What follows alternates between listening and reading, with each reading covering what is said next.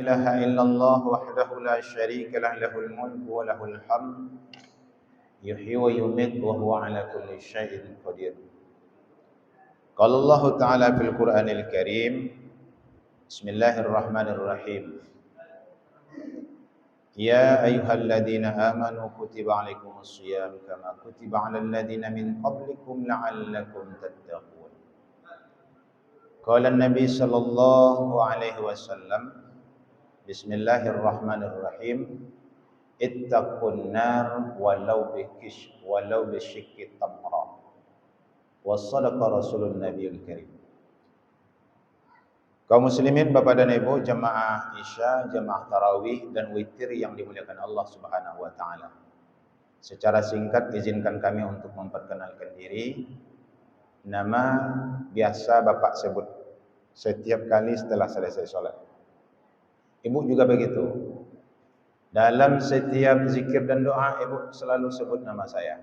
Allahumma antas salam wa minkas salam wa ilaika ya'udus salam. Fahina Rabbana wa adkhilnal jannata. Itu nama saya, Pak.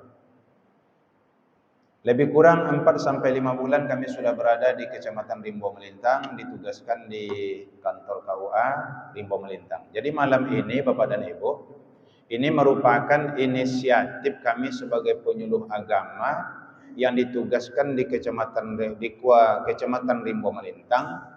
Pada malam ini kami menyebar dari sekitar 5 sampai 7 penyuluh agama, termasuk yang honorer Pak Lurah. Termasuk juga Pak Kuah sekarang turun ke lapangan. Karena beberapa waktu lalu kami dapat instruksi dari Pak Camat akan melaksanakan acara Safari Ramadan, tapi mungkin karena satu dan lain hal dari pihak kecamatan tidak bisa melaksanakan acara safari dan turun ke lapangan. Namun kami berada di kantor KUA tidak mau tinggal diam. Tak mungkin kami di sini tapi kegiatan tidak ada, Pak. Setidaknya Bapak dan Ibu, malam ini kami sendiri turun dan kawan-kawan yang lain menyebar ke masjid-masjid yang lain, Pak. InsyaAllah mudah-mudahan di lain waktu akan datang juga ke sini dalam menyampaikan tausiahnya. Kaum muslimin, Bapak dan Ibu yang dirahmati Allah, kalau saya tengok dari segi duduknya ini Pak, dan saya diberikan podium seperti ini, biasanya dalam posisi seperti ini ceramahnya 1 jam. Gimana kira-kira Bu? Duduk Bapak, duduk Ibu, itu posisi ceramah akan didengarkan 1 jam. Sementara kita diberikan waktu sekitar 7 menit. Kira-kira mana yang mau Pak? Hah? Kultum itu kuliah 7 menit. Jadi sekarang bagaimana kalau kita koordinasi dulu? Kuliah 7 menit atau kuliah 2 kali 7 menit artinya 15 menit. Boleh? InsyaAllah mudah-mudahan lebih cepat lebih baik. Tak usah lama-lama lagi Ustaz Cindu, kami masih ada tersisa. Beko dapat ada yang lain. Kan itu biasanya sudah tarawih ini Bapak dan Ibu. Kaum muslimin Bapak dan Ibu yang dimuliakan Allah. Singkat saja Bapak dan Ibu, Nabi SAW dari banyak hadis menyampaikan kepada umatnya, tidak terkecuali kita pada malam ini. Apa kata Nabi? Satu di antara banyak. Ittaqun nar walau bisyikki tamra. Takutlah kepada neraka itu walau hanya dengan sebiji kurma. Hebatnya motivasi Rasulullah itu Pak. Kita jangankan sebiji kurma, semangkuk kurma pun Bapak mau kasih. Jangankan semangkuk, 1 talam akan Ibu kasih. Untuk apa? Yang penting jauh dari Ibu dan Bapak kalau lambat menjawab pertanyaan saya, Pak, tambah lama saya siapnya. Semakin jauh dari neraka. Sekarang pertanyaannya Bapak dan Ibu, Ibu mau masuk surga? Mau? Ibu dan Bapak mau masuk surga? Mau. Surga yang mana? Di tempat lain ada yang jawab surga Firdaus Pak, Al-Kausar Pak Ustaz, ini segala macam.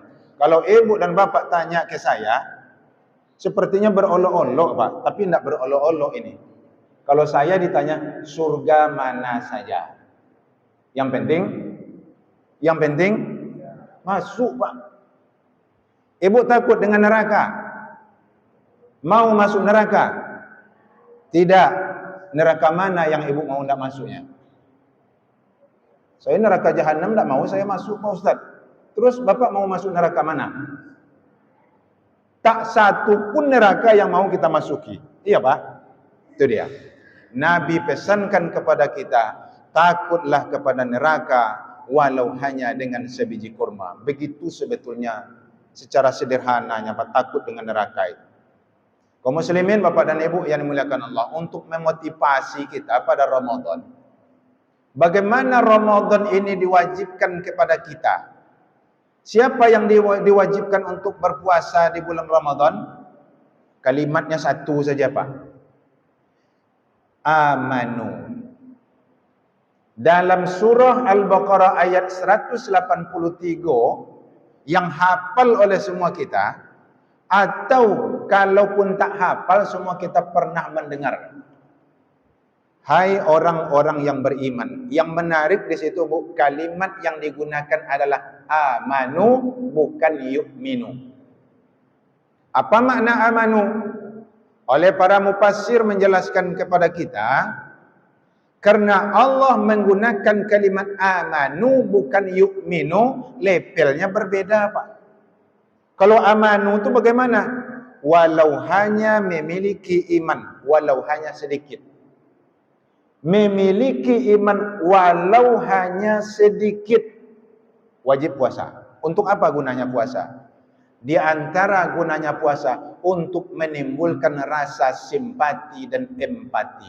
Apa bedanya simpati dengan empati Pak? Kalau simpati, ada orang jatuh Bu, jatuh. Apa kata kita nengok orang jatuh? Onde ibu nengok aku jatuh kok ha. Itu hanya sebatas kasihan Pak. Nengok orang lapar, oh yo ibu dan nengok orang puasa nak. Biasanya tak ada puasa, kini puasa ha, laletoi nampak jalan ha. Itu hanya sebatas simpati. Apa empati? Kalau menengok orang jatuh orang langsung kita ulurkan tangan. Ayo berdiri. Kalau menengok orang loyo dan letoy ketika berpuasa, anak-anak yang sedang belajar puasa, apa kata kita Pak? Nah, nanti berbuka puasa di rumah ibu ya, atau nanti ibu antarkan kue agak segenggam ya. Itu empati namanya. Itulah nanti pada ujung Ramadan kita diwajibkan untuk mengeluarkan zakat fitrah. Untuk apa? Untuk menunjukkan rasa empati kita sesama muslim. Untuk apa gunanya zakat fitrah? Salah satu di antaranya agar pada hari raya Idul Fitri tak ada lagi orang meminta-minta Pak. Tak boleh berpuasa pada tanggal 1 Syawal itu. Agar orang tidak berpuasa pada tanggal 1 Syawal, maka setiap pribadi mukmin, setiap pribadi muslim wajib mengeluarkan makanan seberat minimal 2,5 kilo untuk memberi makan para fakir miskin. Itu yang pertama. Yang kedua, barangkali ini penutup. Ibu dan bapak yang dimuliakan Allah. Suatu ketika Rasulullah SAW panggil istrinya. Siapa nama istri Rasulullah? Yang sangat terkenal, hafalan hadisnya banyak. Siapa Bu?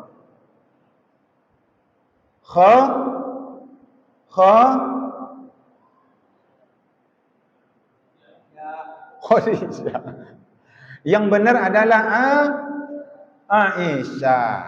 Khadijah istri Rasulullah, Aisyah istri Rasulullah juga. Tapi yang jadi catatan dalam hadis ini, Nabi berdialog langsung dengan Siti Aisyah, karena Siti Aisyah inilah orang yang paling banyak hafal hadis Rasulullah. Apa kata Nabi Aisyah? Sini dulu. Ini ibaratnya ini Pak.